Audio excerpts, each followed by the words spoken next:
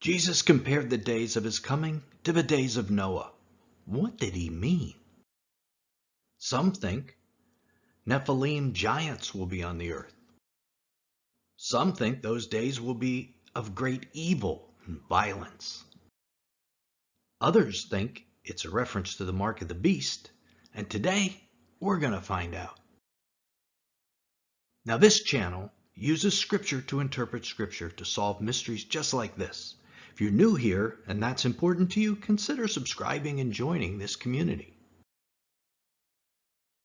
Now, in order to allow Scripture to interpret Scripture, we need to look at the passage in context, at the verses that surround it. Most don't realize this, but this passage is part of what is known as the fig tree parable. So it's in that context that Jesus' words can be understood. So although everyone wants to jump into the supernatural part of the video, in order to understand it, we have to quickly look at the context first. Jesus' disciples had come to Jesus and asked him 2 questions.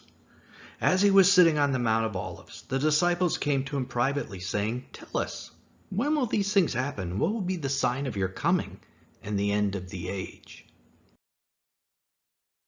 Now, Jesus had just mentioned that the temple was about to be destroyed and not a single stone left on another, so the disciples' first question was, when was this going to happen?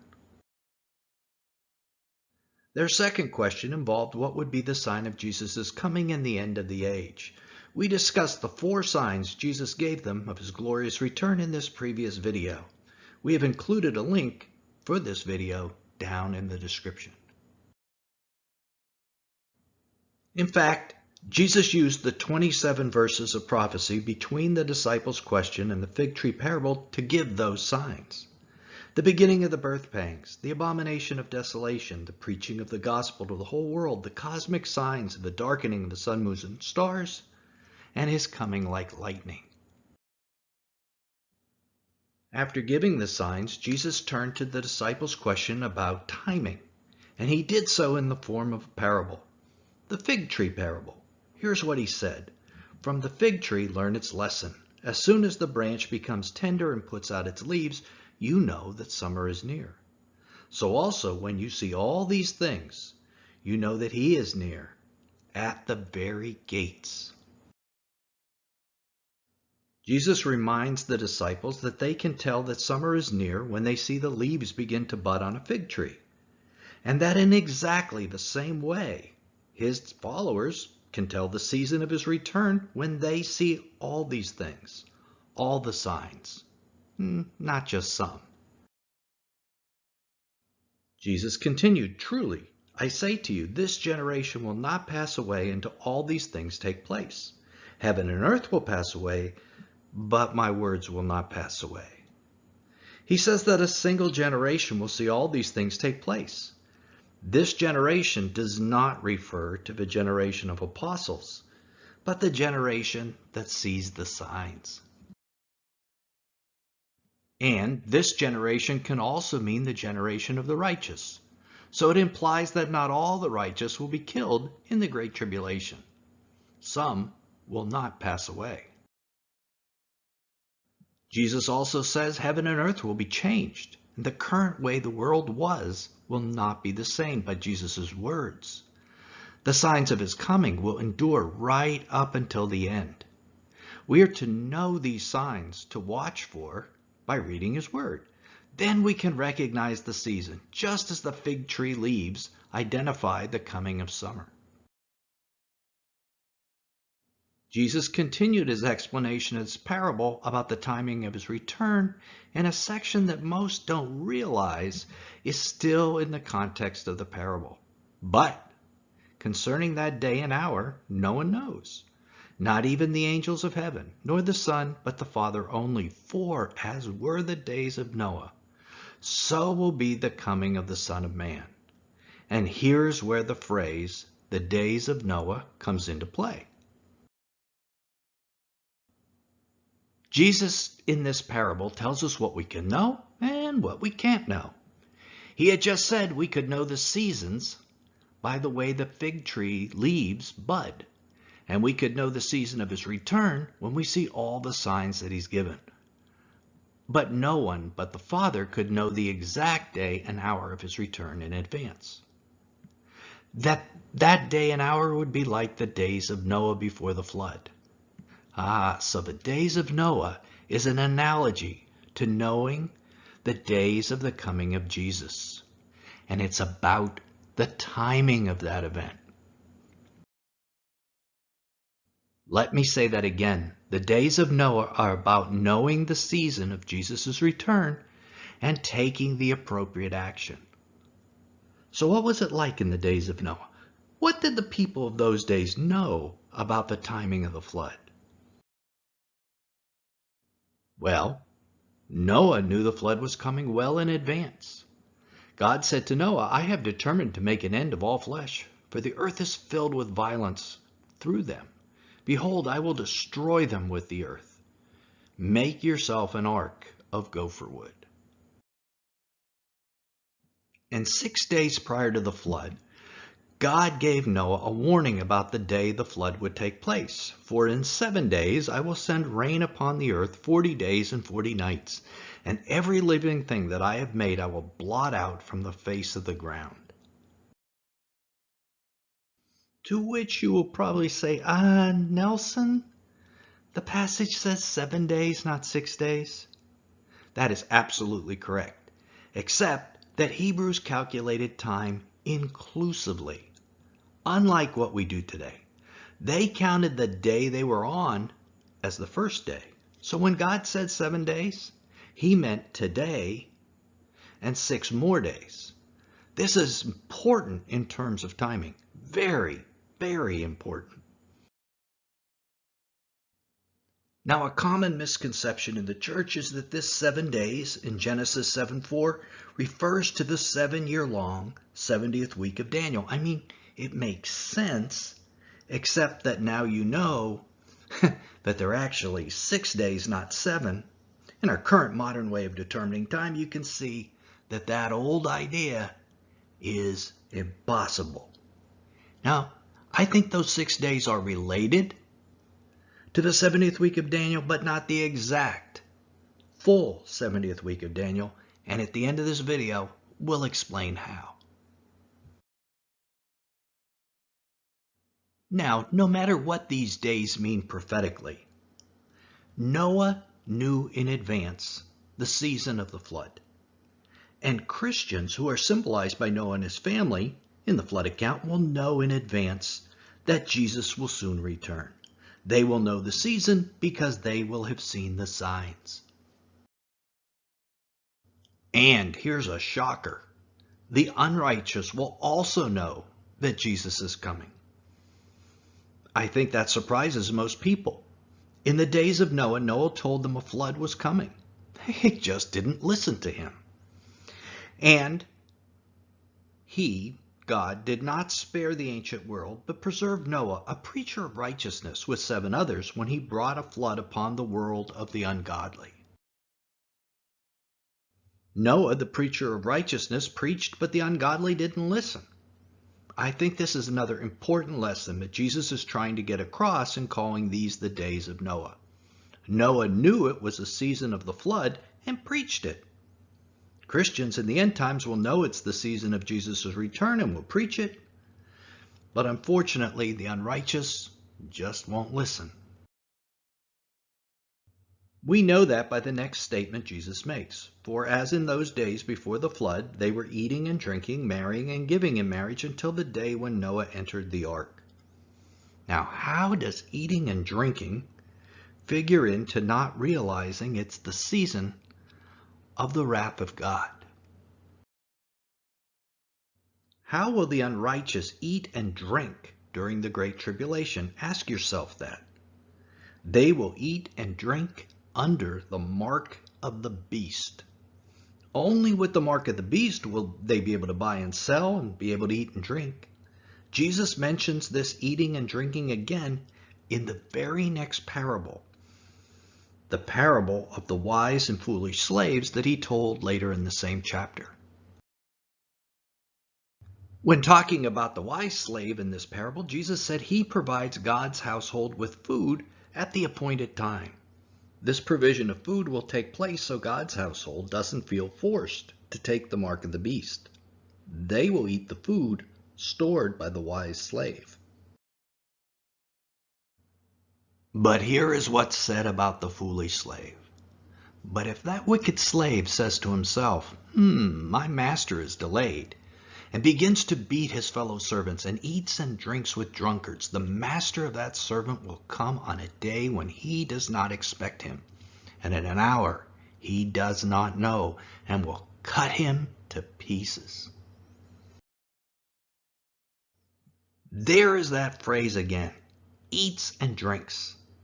In this follow-up parable, which is Scripture interpreting Scripture, Jesus is explaining what he just went over in the teaching about the days of Noah.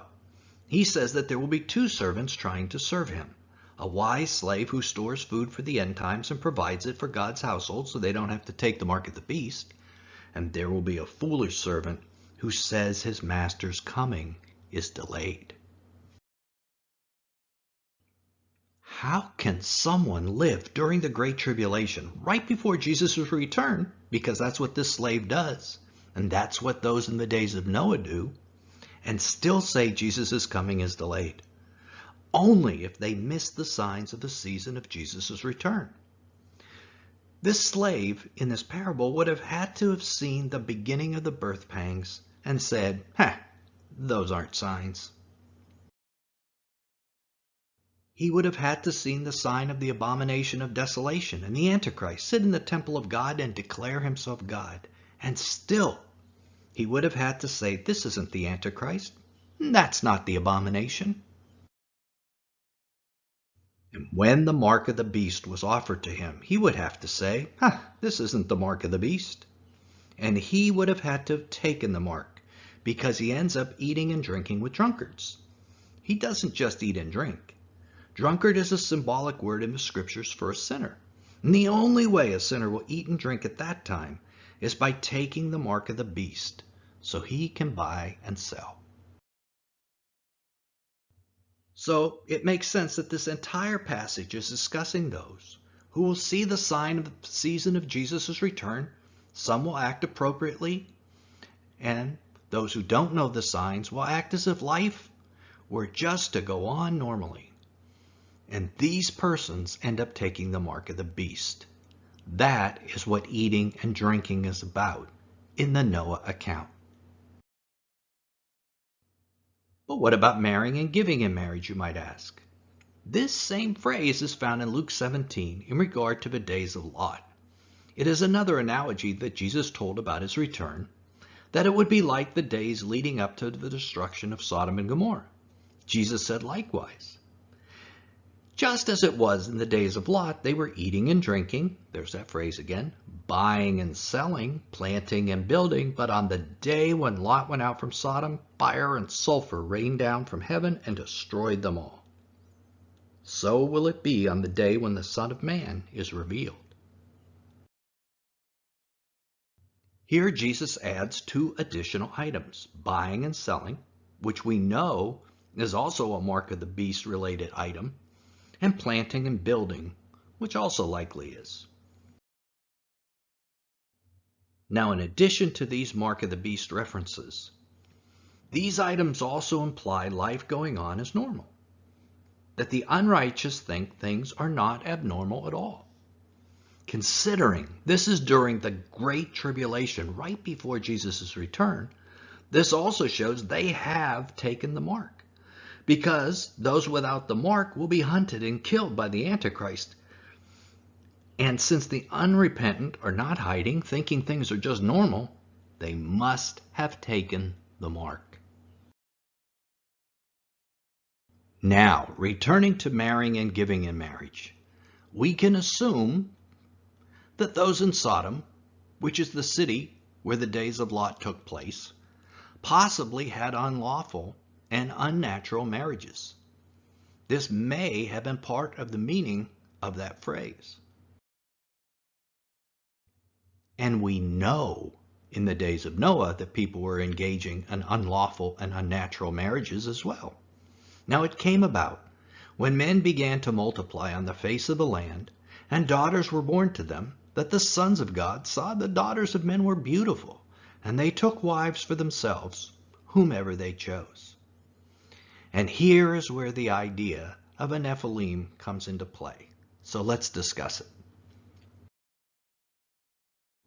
Now, what we just read is a very controversial passage, maybe one of the most controversial in the whole Bible. Some say the sons of God are angels. Others say they're the descendants of righteous Seth, who ended up marrying the women descendants of Cain. This latter idea is very, very popular because the idea of angelic or divine beings marrying human women is pretty upsetting and disgusting to most. However, if we use Scripture to interpret Scripture, we see they are likely angels. 3 times in the book of Job, Job 1:6 to 1 and 38:7, this phrase, sons of God, refer to divine beings who existed prior to the creation of the world. So like it or not, the supernatural solution appears to be the correct one. Angels married human women and later had offspring. So, although I favor a primary reading of this passage about the days of Noah that just implies that life is going on normally for the unrighteous under the mark of the beast, it could possibly have a supernatural component to it as well. And we know that Satan and his angels are cast down to the earth at the midpoint of the 70th week of Daniel. So what happens when they're cast down? Might some of them marry humans? I don't know. I imagine it might be possible during the time of the Great Tribulation. But what about Nephilim? Are they the offspring of this type of union? Well, some say yes, some say no. Here is a passage from Genesis 6. The Nephilim or giants were on the earth in those days, and also afterward, when the sons of God came into the daughters of man and bore children to them. These were the mighty men of old, the men of renown. Now some say the Nephilim were on the earth at the same time as these unnatural unions, but were not the result of them. But you know, that phrase really seems to link the fact that the giants were there because of the unions, that they were the children of those unions. So, is it possible that Nephilim will be born during the Great Tribulation to such unnatural unions? Will Nephilim babies be around then? Well, maybe. But even if that is true, I think that is a very unimportant aspect of what Jesus is driving at in this passage. And we should absolutely not focus our attention on the supernatural when reading about the days of Noah. It's primarily about knowing the signs of Jesus' soon return and living lives that reflect that fact, and teaching all our churchgoers what those signs are so they're prepared, so they're not the ones taking the mark of the beast. Now, we promised we'd talk about the days of Noah in Genesis 7:4, the 6 days. If these days in Genesis 7:4 are actually meant to symbolize years prophetically in regard to Jesus' return, like a massive amount of the prophetic community believes, then these 6 days would mean that the rescue of believers, which is symbolized by Noah's rescue, would happen 6 years into the 70th week of Daniel. That would give us an approximate timing for the rapture. And if that is accurate, it is the pre-wrath rapture of the church as we present on this channel. The rapture taking place after 6 years, and the wrath of God, which follows, taking 1 year and 10 days. This is a perfect 7-year 70th week of Daniel, because the final year, the year before the Jubilee, is 10 days longer than a regular year. a year and 10 days. These lengths of time would fulfill the sabbatical cycle, which is part of a jubilee cycle, of 6 years of toil and a year of rest that repeat on and on throughout the Jewish years. Since Daniel's 70th week is one of these sabbatical cycles, it is perfect timing to have 6 years of work and then a year of rest. In this previous video, we discussed the prophetic implications of the timing of Noah's flood and its relationship to the rapture. We realize this is a little bit complex, so you might want to watch this video. As with the other videos we mentioned, the link is down in the description.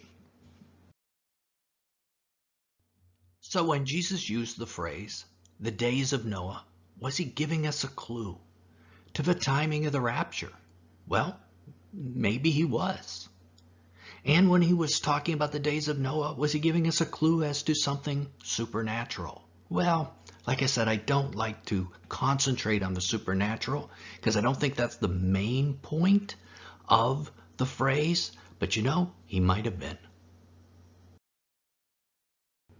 However, you know, the supernatural angelic realm isn't something we should ignore completely either, because it's impacting our world right now, today.